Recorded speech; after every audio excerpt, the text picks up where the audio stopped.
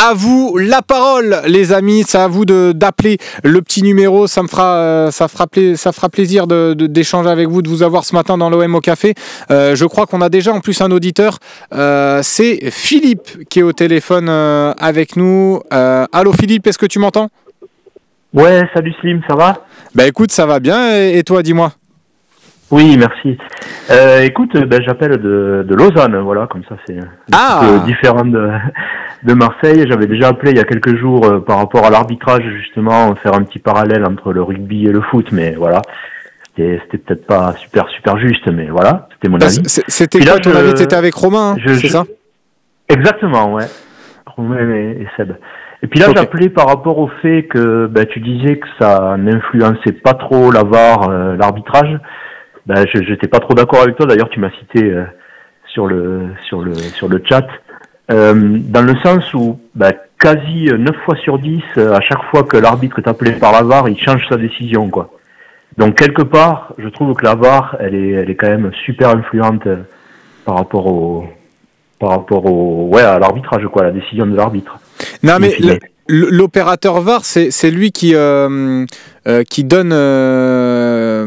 les images, en fait, les différents angles. Il n'a pas de pouvoir de décision, si tu veux. C'est pas lui qui décide d'appeler l'arbitre central, par exemple, pour une action litigieuse. Ah, d'accord. Ouais, lui, il n'est pas du tout arbitre. Lui, c'est un assistant technique, en fait. C'est vraiment de la technique, hein, l'opérateur VAR. Mais il a quand même une part de responsabilité dans le job, parce que Riolo le disait d'ailleurs sur RMC.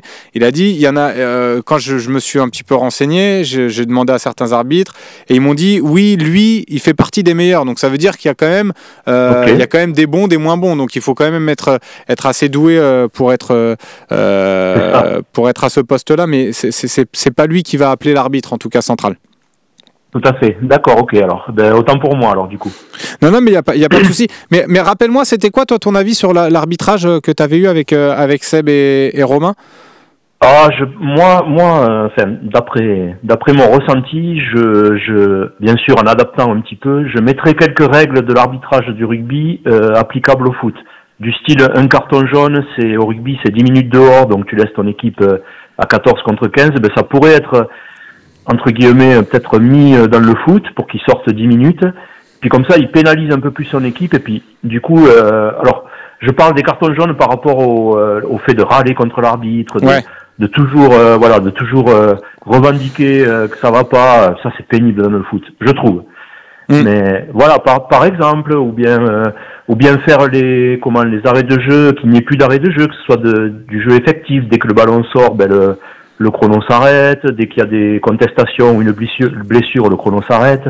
Ça serait pas mal. Enfin voilà, bon, c'était une idée comme ça, quoi. Ouais, non, mais c'est intéressant, hein. Après, c'est des débats qui font aussi avancer l'arbitrage dans le foot, donc c'est pas forcément, c'est loin d'être idiot, en tout cas.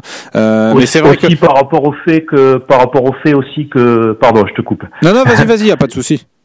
Par rapport au fait que l'arbitre au rugby, par exemple, est équipé de micros, et puis ça s'entend dans le stade et puis à la télé.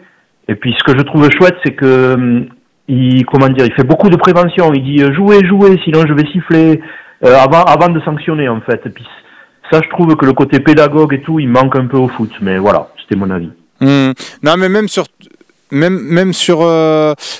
le côté râleur, c'est vrai qu'on voit beaucoup d'images des fois qui sont déplaisantes quand même, de se regrouper autour des arbitres, d'aller mettre la pression sur les arbitres. C'est vrai que c'est pas des images très agréables, et ça véhicule pas non plus un bon message pour les jeunes aussi, qui après on voit il y a beaucoup de dérives, hein, sur les matchs amateurs, les matchs de jeunes. De plus en plus d'arbitres se font aussi rouer de coups, donc il y a beaucoup de problèmes là-dessus. Donc, et je pense que ça a une incidence aussi, l'attitude des joueurs professionnels à l'écran. Donc quelque part, il y a aussi du mimétisme de la part des jeunes et des amateurs. Donc c'est vrai que ça, c'est un vrai débat à soulever. Honnêtement, ça c'est très intéressant. Juste un tout petit dernier truc, puis après je laisse la parole aux autres. Bien sûr. Par rapport à l'arbitre qui est pour le PSG, puis qui se moque de l'OM et tout ça, mais franchement, moi, ça me dérange pas dans l'absolu. Ma foi, il a le droit, c'est un être humain, il a le droit d'être pour le PSG, il a le droit de se moquer. Voilà, c'est assez rigolo, tant qu'il reste professionnel, quoi.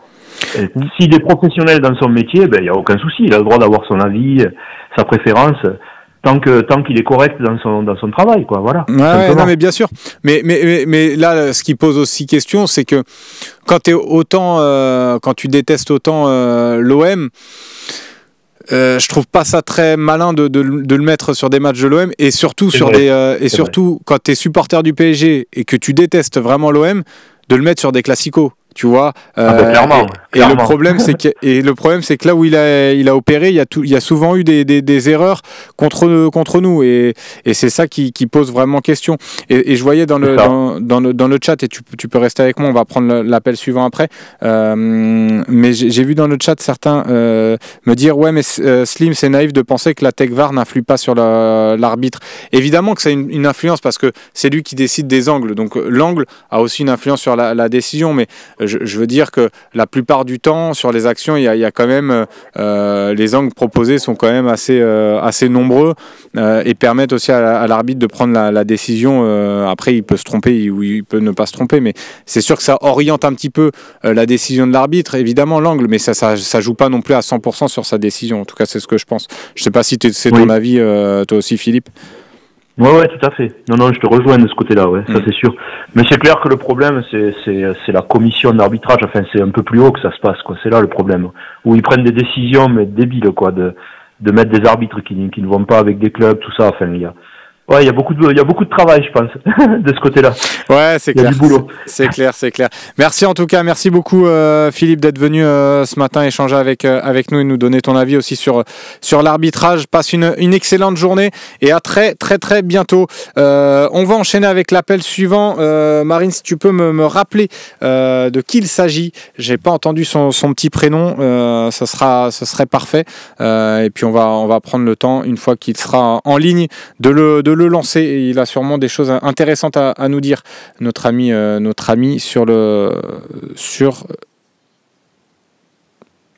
et écoutez, c'est Salah, et on va lancer Salah dans quelques instants. Il est là, j'entends Salah, j'entends un petit bruit. Dis-moi, tu voulais réagir sur quoi, Salah, et déjà, comment tu vas? Ça va très très bien, il fait beau chez nous à Paris, et j'espère pareil à Marseille aussi. Ouais, à Marseille, il fait beau. Aujourd'hui, il faisait un petit peu frais ce matin, mais il va faire beau. Dis-moi, tu voulais réagir sur quoi? C'est rare d'ailleurs à Paris qu'il fasse beau. Écoutez, vous avez contaminé un petit peu, parce que la semaine dernière vous avez eu un beau temps magnifique. Cette semaine on a la même chose. Aujourd'hui apparemment il va faire beau aussi. Voilà. Écoute, dis-moi ça là, tu voulais réagir sur quoi ce matin? Écoute, moi je suis de Paris, et je vais dire avant tout, je suis pas supporter de Parisien. Mon fils oui, mais moi non. Moi je reste neutre depuis assez longtemps. Je regarde, j'observe, et je prends le plaisir à regarder toutes les équipes françaises. Okay. Je voulais réagir. Félicitations pour la belle victoire. L'art et la manière étaient là à Marseille cette semaine, ouais. Et j'étais super content parce que j'ai regardé le match avant de partir travailler, et j'étais en retard à cause du match. Alors, je voulais regarder, mais je voulais aussi rattraper mon boulot. Mais j'étais vraiment content pour la manière dont j'ai vu le match. C'était voilà. J'ai aimé. Franchement, j'ai aimé Marseille. Ouais, contre Saint-Etienne. Et globalement sur la saison, toi, t'es plutôt emballé par cette équipe de l'OM, ou tu mets des réserves quand même? Écoutez, moi, cette saison-là, j'ai pas suivi au départ. Je vais pas vous mentir, mais j'ai vu le développement, le recrutement de Marseille, et ça commence à prendre, la mayonnaise, elle commence à monter un petit peu. Je félicite aussi que vous avez réussi à choper l'un des meilleurs joueurs italiens de la saison dernière, et il y a 3 saisons aussi. De Serie A, ouais. Benacer, milieu de terrain, le cœur battant de Marseille, le nouveau, j'espère qu'il va être le patron du milieu de terrain défensif, offensif. Et je suis vraiment content, et je vais suivre Marseille, je vous cache pas. Ça fait plaisir. Et vous avez un attaquant aussi qui vient de prendre ses marques aussi, Gouiri, Amine Gouiri. Ouais. Et il réussit bien pour le moment avec des passes décisives. Il aime bien le côté collectif. Il aime bien faire participer ses collègues. En même temps, c'est quelqu'un qu'il faut pas laisser tout seul en surface de réparation. C'est un vrai killer-sealer. C'est un vrai tueur de défense et de gardien. Est-ce que Salah, est-ce que tu serais pas d'origine algérienne par hasard? 100%, oui. Ah, voilà, je me disais aussi, tu me vantes les mérites que de Benasser, de Gouiri. Non, mais t'as raison, mais au moins c'est intéressant parce que tu peux m'en parler, parce que j'imagine que tu suis pas mal les matchs de la sélection. Non, mais je suis les matchs un peu partout, mais Marseille, j'ai vu quelques buts de Gouiri récemment sur le championnat français, à Rennes. Mais j'ai vu des buts assez extraordinaires. J'ai dit Marseille, s'ils ont ce joueur-là, ça va faire mouche. Oui, mais ça a fait mouche ce week-end. Il a mis un but absolument fantastique, Amine Gouiri et Ismaël Benasser. Moi, je suis emballé par ce joueur-là. Je connaissais déjà de l'Italie. Le seul petit bémol, c'était un petit peu sur ses aptitudes un peu physiques, ses blessures. Mais s'il arrive à enchaîner, c'est sûr que c'est un joueur hors norme. Mais écoute, Salah, merci beaucoup d'être venu ce matin dans l'OM au Café. Vraiment un plaisir d'avoir échangé avec toi. Le plaisir est partagé. Eh ben, écoute, je souhaite à Marseille tout le bonheur, tout le succès.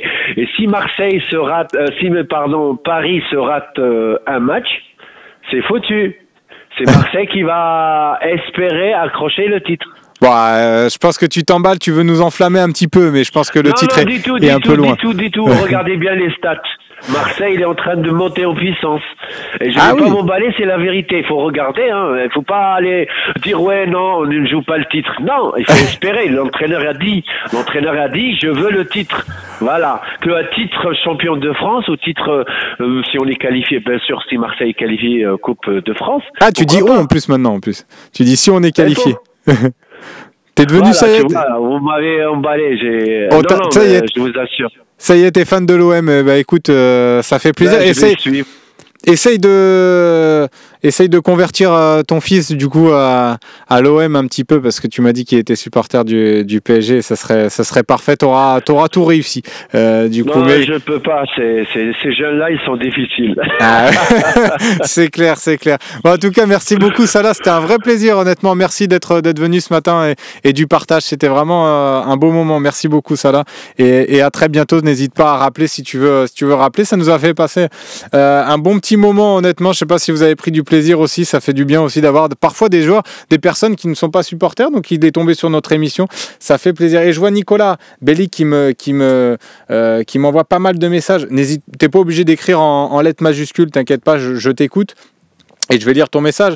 L'arbitre se base sur des images pour juger leur décision. Donc c'est lui, celui qui décide. C'est lui qui décide de quelle image est envoyée. C'est crucial. Enfin, mais bien sûr que ça a une incidence. L'opérateur VAR a une incidence sur le match. Ce que je dis, c'est que en tout cas, j'espère qu'il fait son travail professionnellement et que les images envoyées lui permettent aussi à l'arbitre de prendre la bonne décision. Mais j'ai pas dit que ça n'avait aucune influence, aucune incidence, évidemment, mais je veux dire que dans la décision, ça prend pas 100% de la décision de l'arbitre au final. Mais en tout cas, et je l'ai dit, donc si tu écoutes que partiellement ce que je dis, c'est pas très juste. Mais j'ai dit sur le match notamment contre le PSG, où il était présent, je pense que il envoie des angles différents du contact de Harit, la décision de l'arbitre est aussi peut-être différente. Même s'il met rouge direct, il n'est même pas allé voir. Et je me demande s'il était allé voir la VAR, le Texier, j'ai un doute là-dessus. Mais je crois qu'il met rouge direct en voyant la trace de Marquinhos, donc il n'est même pas retourné voir les images. Et ensuite, sur le match contre Lille, je l'ai dit, il a une importance parce que sur le but lillois, au départ, il y a une faute sur Balerdi, un blocage sur Balerdi, et là, l'opérateur VAR peut rentrer en ligne de compte. Donc voilà ce que je disais.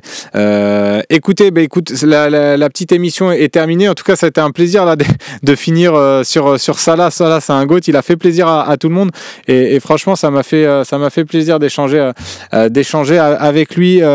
Écoutez, on a fait une bonne petite émission, 11h47. On se retrouve demain. Demain, ce sera pas avec moi, ce sera avec Romain Herring. Donc vous aurez le débat avec lui. Sûrement, il va vouloir parler de Balerdi aussi. Donc vous pourrez avoir son avis sur la charnière centrale. Donc ça va être intéressant toujours. Et puis nous, on se retrouve, il me semble, vendredi matin. J'essaierai de caler un petit quiz en fin d'émission pour que tout le monde profite de ça.